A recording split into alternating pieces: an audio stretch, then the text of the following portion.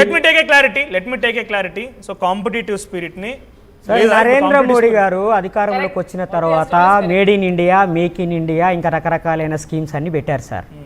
అవి అన్ని పెట్టినప్పుడు వాళ్ళు ఆ గుజరాత్లో, రాజస్థాన్లో బిజినెస్ చేసుకోకుండా తెలంగాణలోకి ఎందుకు వచ్చిరండి? తెలంగాణలో మేము చేసుకోవద్దా బిజినెస్?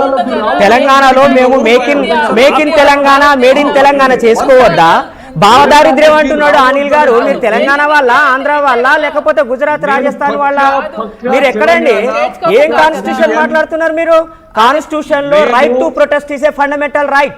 Constitution లో right to protest is a fundamental right. When we are aggrieved, we have right to protest.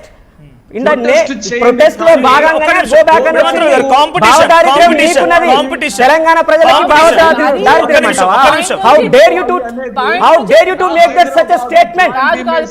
Anti Telanganist quote చేశారు. ఆయన anti Telangana first. He is not a Telanganite. He is not a Telanganite. We are the proud Indians.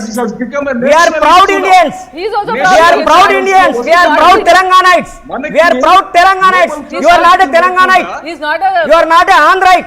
You are not a Southern Indianite. He is not a citizen of India. He is not a citizen of India. How do you say? Because he is supporting Marwadis. Yes, he is supporting Marwadis. Statement తప్పు.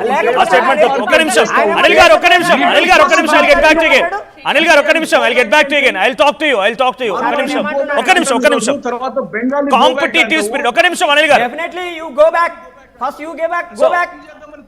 తెలంగాణలో competitive spirit లేదు. Competition తట్టుకోలేకపోతున్నారు. Entrepreneurs కొత్తగా welcome చేయాలి కానీ ఎందుకు withdraw చేసుకుంటారని అడుగుతున్నారు ఆయన. ఒక్క నిమిషం లెట్ హిమ్ టాక్. అంటే ఇక్కడ తెలంగాణలో కాంపిటేటివ్ స్పిరిట్ లేదండి. ఇవన్నీ మేము కట్టుకున్నాయి కదా. ఈ నిర్మాణాన్ని వచ్చి గుజరాత్ లో లేరు కదా వాళ్ళు. వినండి, ఈ చార్మినార్ వీళ్ళంతా కూడా నిజాం. ఒక్క నిమిషం, we are not listening to you. Will get back to you again. మళ్ళీ మీ మాటలు వింటా నేను. ఒక్క నిమిషం హోల్డ్ లో ఉండండి. వీళ్ళంతా నిజాం సర్కార్ దగ్గర ఊడిగం చేసి షాపులు తీసుకున్నారండి. ఈ మార్వాడీస్ అంతా కూడా రజాకార్కి వ్యతిరేకంగా కొట్లాడలేదు, నక్సలైట్ ఉద్యమంలో లేరు, తెలంగాణ ఉద్యమంలో లేరు.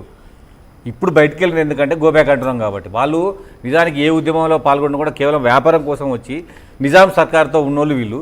మళ్ళీ ఇప్పుడు ఈ బీజేపీ వాళ్ళు నిజాం సర్కార్ ఉన్న వాళ్ళతోటి వీళ్ళకి సపోర్ట్ చేస్తున్నారు. అసలు బీజేపీ వాళ్ళకి మైండే లేదు. వీళ్ళందరూ కూడా నిజాంతో ఉన్నారు. ఈ వ్యాపారస్తులు మొత్తం రజాకారంతో ఉన్నప్పుడు రజాకార్కి వ్యతిరేకంగా ఉండే బీజేపీ పార్టీ రజాకార్కి వ్యతిరేకంగా ఆయన అన్నది ఒకటే, కాంపిటీషన్ ని ఎంకరేజ్ చేయాలి, అందరిని వెల్కమ్ చేయాలి. కొత్త రాష్ట్రం అండి competition between equals, not అన్ఈక్వల్స్. Okay, కాళ్ళు ఉన్న వాళ్ళకి కాళ్ళు లేని వాళ్ళకి మధ్యనంగా పరుగు పందెం పెట్టడం అనేది కాంపిటీషన్. ఈవెన్ ఓకే, మేము ఏమంటున్నాం అంటే more than 500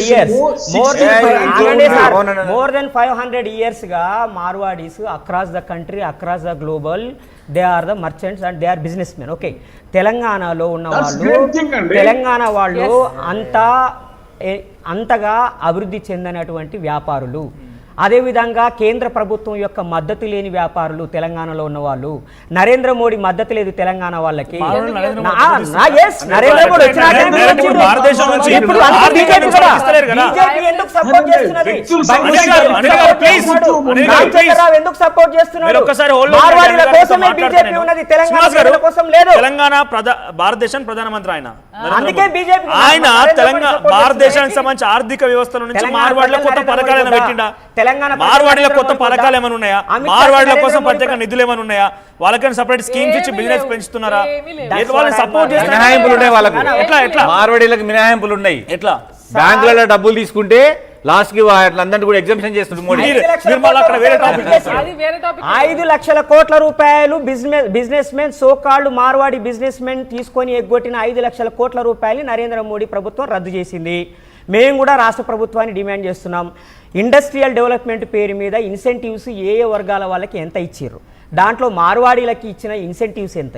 సెంట్రల్ గవర్నమెంట్ పెట్టిన డెవలప్మెంట్ స్కీమ్స్లో ఆగండి మేడం, సెంట్రల్ గవర్నమెంట్ స్కీమ్ పెట్టిన వాటిలో ఇప్పటి వరకు ఇచ్చినటువంటి ఇన్సెంటివ్స్లో ఎవరికి ఎంత భాగం పోయింది? కరోనా కాలంలో బెయిల్అవుట్ ఇచ్చారు 25 lakhs crore rupees. 25 లక్షల కోట్ల రూపాయల బెయిల్ అవుట్ ఇచ్చారు కరోనా పీరియడ్లో 1 సంవత్సరానికే. దాంట్లో మార్వాడీలకు ఎంత పోయింది, మిగతా కులాల వాళ్ళకి ఎంత పోయింది? దమ్ముంటే ఇదే బీజేపీ ప్రభుత్వం శ్వేతపత్రం విడుదల చేయాలి. రామచంద్రరావు కావచ్చు, బండి సంజయ్ కావచ్చు, ఈ పెద్ద మనిషి ఉన్నాడు కదా ఈయన ఎవరు, రాజాసింగ్ కావచ్చు, వీళ్ళు దేశంలో ఉన్న సంపదలో మొత్తము ఎంత వాటా మీరు మార్వాడీలకు అప్పేపిరులకే చెప్పండి, మా తెలంగాణ వాళ్ళకి మీరు అయిపోయిన పాయింట్. ఒక్క నిమిషం మీరు ఆగండి రిమర్తరావు గారు. కాంపిటీషన్ స్పిరిట్, అనిల్ గారు please I get back to again. తెలంగాణలో కాంపిటీషన్ స్పిరిట్, ఎంటర్‌ప్రెన్యూర్‌షిప్ ని వెల్కమ్ చేయాలి. తెలంగాణలో ఐటీ శాఖ మంత్రి గతంలో కేటీఆర్ ఉన్నా, ఇప్పుడు శ్రీధర్ బాబు ఉన్నా, వేరే వేరే కంట్రీస్ పోయి కంపెనీలో పట్టుకొస్తున్నాడు. ఇక్కడ అభివృద్ధి కోసమో ఇక్కడ ఉపాధి కోసం పట్టుకొస్తున్నాడు. సో వాళ్ళు వచ్చి ఉద్యోగాలు పెడుతూ, వాళ్ళు వచ్చి వ్యాపారాలు పెడుతుంటే వాళ్ళు పట్టుకొచ్చి పెట్టింది నాకు తెలిసి మార్వాడిలో ఉండొచ్చు కోట్లలో కూడా, మళ్ళీ వాళ్ళే లక్షల్లో కూడా ఉద్యోగాలు చేస్తున్నారు, వ్యాపారాలు చేస్తున్నారు. కోట్లలో లక్షల్లో 2 వాళ్ళే ఉన్నారు. అది తెలంగాణకు ఏ రకంగా చెడు జరుగుతుంది అంటే ఈ కుల వృత్తులను ఎంకరేజ్ చేయడం లేదు, మన వాళ్ళ కాంపిటీషన్ ఇవ్వడం లేదనే ఉద్యమమైనా లేదు కాదనుకుంటే ఇక్కడ కొనుగోలు చేసే తెలంగాణే కదా. ఇక్కడ తెలంగాణ ప్రజలు కొనుగోలు చేయకపోతే వీళ్ళ వ్యాపారం ఎక్కడిది? మీరేం చెప్తారు? అంటే మేము ఖచ్చితంగా రానున్న రోజులలో వీళ్ళ మీకు హక్కు లేదు, మీరు కొనుగోలు చేయవద్దని చెప్పడానికి మీరెవరు? చెప్పడానికి మాకు హక్కు ఉన్నది. మా ప్రజలని చైతన్యం చేసి వాళ్ళ దగ్గర కొనొద్దని చెప్తాం మేము.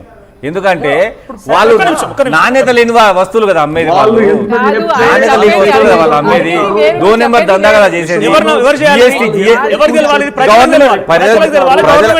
ప్రజలకు చెప్తున్నాము, యాజ్ వెల్ యాజ్ వాళ్ళైతే ఎవరైతే ఉన్నారో వాళ్ళ మీద కంప్లైంట్ కూడా చేస్తాం మేము.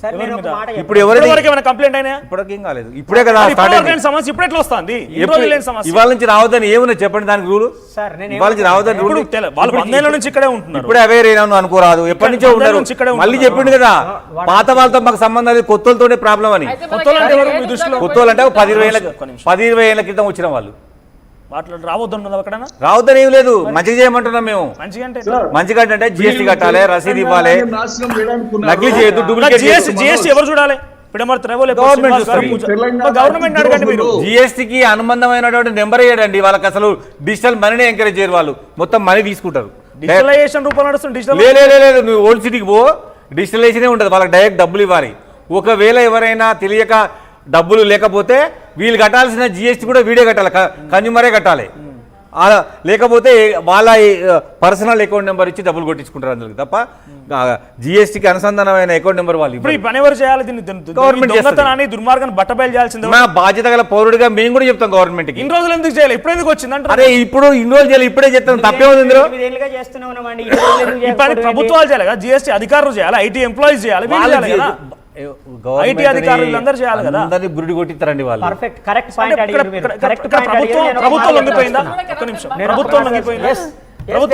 ప్రభుత్వం లొంగిపోదండి, ప్రభుత్వాన్ని మోసం చేస్తారు వీళ్ళు.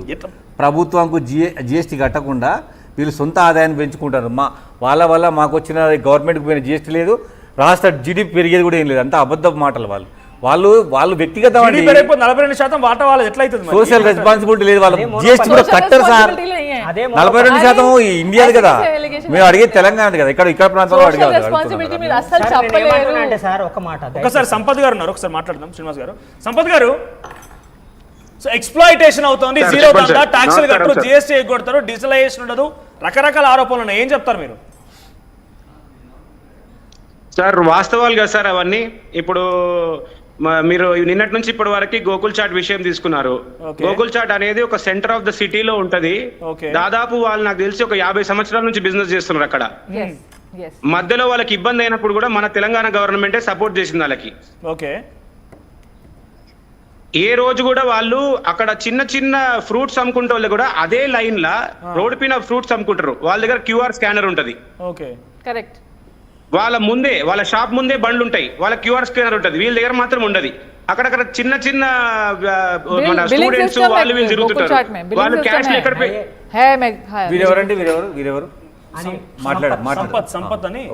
సంపత్ గారు అంటే గోకుల్ చాట్ కూడా ఎక్స్ప్లాయిట్ చేస్తోంది. వీళ్ళంతా నిజంగా ఇక్కడ ఈ మూవ్మెంట్ కరెక్టే అంటారా? తెలంగాణ బచావ్ మూవ్మెంట్ కానీ మార్వాడి గో బ్యాక్ ఈ మూవ్మెంట్స్ కరెక్టే అంటారా? సార్ మార్వాడీలని 100% మేము రెస్పెక్ట్ చేస్తాం సార్. నా స్ట్రేట్ ఫార్వర్డ్ క్వశ్చన్ సార్ ఒకటి, ఇప్పుడు వేరే రాష్ట్రాలకు పోయి మన తెలంగాణ వాళ్ళు అక్కడ వ్యాపారం చేయగలుగుతారా? చేయలేరు. ఎందుకు చేయలేరు? ఇప్పుడు గుజరాత్ విషయాన్ని రానియరండి వీళ్ళు, రానియరు. ఆ గుజరాత్ లో మన తెలంగాణలో వెళ్ళి ఇప్పుడు GMR ఉంది, గుజరాత్ లో GVK ఉంది, రాజస్థాన్ లో మెయిల్ ఉంది, చేయిస్తారు. అది ఎవరు అవి చేస్తున్నారు? పెద్ద కంపెనీల GMR చిన్నోళ్ళ గురించి కాదు మాట్లాడండి. కాదు, వాళ్ళు కూడా చేస్తున్నారు కదా, తెలంగాణ వాళ్ళే కదా. కంటిన్యూ. జిఎంఆర్ చేసేది కాంట్రాక్ట్ అండి, వ్యాపారం కాదు. మనం మాట్లాడేది ఇక్కడ కిరాణా కొట్టులు అండ్ ఇట్లాంటి చాట్ బండార్లు వాటి గురించి మాట్లాడుతున్నాం మేడం. అట్లా అంటే మన తెలంగాణలో దేశవ్యాప్తంగా వ్యాపారాలు చేస్తున్నారు. నేను చెప్పేది ఏంటంటే మన తెలంగాణలో వెళ్ళి చిన్న వ్యాపారులు గుజరాత్ లో గానీ యూపీలో గానీ వ్యాపారం చేయగలుగుతారా? ఎన్నో యూనియన్లు ఉన్నాయి, మనం వ్యాపారం చేయనియరు.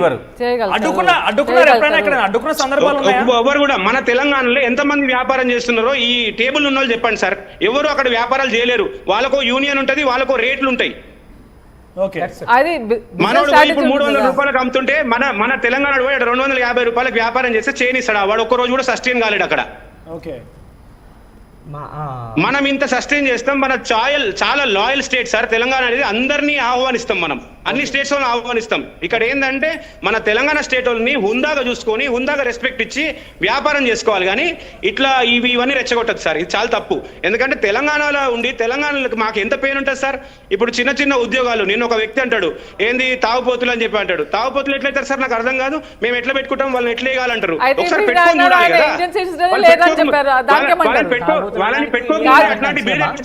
కాదు, ఇండియన్ సిటిజనే లేదని చెప్పారు. అనిల్ గారు సంపత్ గారు మాట్లాడిన మాటలు మీకు కన్వే అయినాయి అనుకుంటున్నాను నేను. సో రాజస్థాన్ నుంచి, గుజరాత్ నుంచి, ఉత్తరప్రదేశ్ నుంచి, వివిధ రాష్ట్రాల నుంచి వచ్చి ఇక్కడ స్థిరపడ్డ వాళ్ళు ఉన్నారు. ఇక్కడ నుంచి ఎవరైనా వెళ్ళి అక్కడ వ్యాపారాలు చేసిన వారు ఉన్నారా? అవకాశం కల్పిస్తారా? అక్కడ చేస్తున్నారు, ఖచ్చితంగా కల్పిస్తారు. ఎందుకు ద హోల్ థింగ్ ఏంటంటే ఇది భావ దారిద్ర్యం లేకపోతే పర్స్పెక్టివ్ అంటారు. మనము లోకల్ గానే ఆలోచిస్తా గ్లోబల్ మార్కెట్స్ అర్థం చేసుకోకుండా న్యూయార్క్ ప్లీజ్ డోంట్ ఎక్స్టెండ్ అని ఏమంటున్నా అంటే ఇంకా ఎక్స్టెండ్ చేయకుండా let's go out of India. Point answer. Let's go out of India. Let's go out of India. నేను మాట్లాడుతున్నానంటే ఇండియాకి ఉన్న కాన్స్టిట్యూషన్ యుఎస్ కు ఉన్న కాన్స్టిట్యూషన్ చాలా స్ట్రాంగ్ కాన్స్టిట్యూషన్స్ ఉన్నాయి. Both of them support diversity and unity. And US వచ్చేసి 6th place లో is of doing business లో. ఇండియా 60+ స్థానంలో ఉంది. అది మోడీ వచ్చిన తర్వాత 140 నుండి ఇప్పుడు 60th ప్లేస్ లోకి వచ్చింది. సో మనకి ఫైనాన్షియల్ ప్రాబ్లమ్స్ ఉన్నాయి, ఎకనామిక్ ప్రాబ్లమ్స్ ఉన్నాయి. సో సమాజాన్ని వెనక్కి తీసుకెళ్లేటువంటి పరిస్థితులు, ఇక్కడ వాళ్ళు అక్కడికి వెళ్ళిపోండి అనేది కాకుండా అందరికీ రెడ్ కార్పెట్ వేసి పిలవగలిగే దమ్ము మన నాయకులకు ఉండాలా, మన ప్రజా నాయకులు కూడా ఉండాలా. అనిల్ గారు ఇక్కడ రెడ్ కార్పెట్ వేయకుండా ఎవరు అడ్డుకోవడం లేదు, ప్రభుత్వాలు అయితే అడ్డుకోవడం లేదు. బట్ ఇండివిజువల్ గా పర్సన్స్ నుంచి ఒక మూమెంట్ ఏంటంటే రెడ్ కార్పెట్ వేసి పిలిచినందుకు మొత్తం అంతా మాదే అంటున్నారని చెప్పి వాళ్ళు అంటున్నారు. అక్కడ ఇల్లీగల్ దందా నడుస్తుంటే ఈ రోజు స్టూడియోలో కూర్చున్నటువంటి పెద్దలు ఎవరైతున్నారో వాళ్ళు ప్రకటనలు తీసుకొని ఆ యాంటీ కరప్షన్ బ్యూరో దగ్గరికి వెళ్ళి ధర్నా చేయాలా, ఇట్లనే చేస్తున్నారు అని చెప్పేసి అక్కడ టు ద పాయింట్ మాట్లాడాలి. క్లియర్ గా స్ట్రిక్ట్ లాస్ రావాలా, ఎకానమీ డెవలప్ కావాలా, ఇన్వెస్ట్మెంట్ రావాలా, జాబ్ క్రియేషన్ జరగాల. ఈ వదిలిపెట్టేసి రీజనల్ సెంటిమెంట్ ఎప్పుడు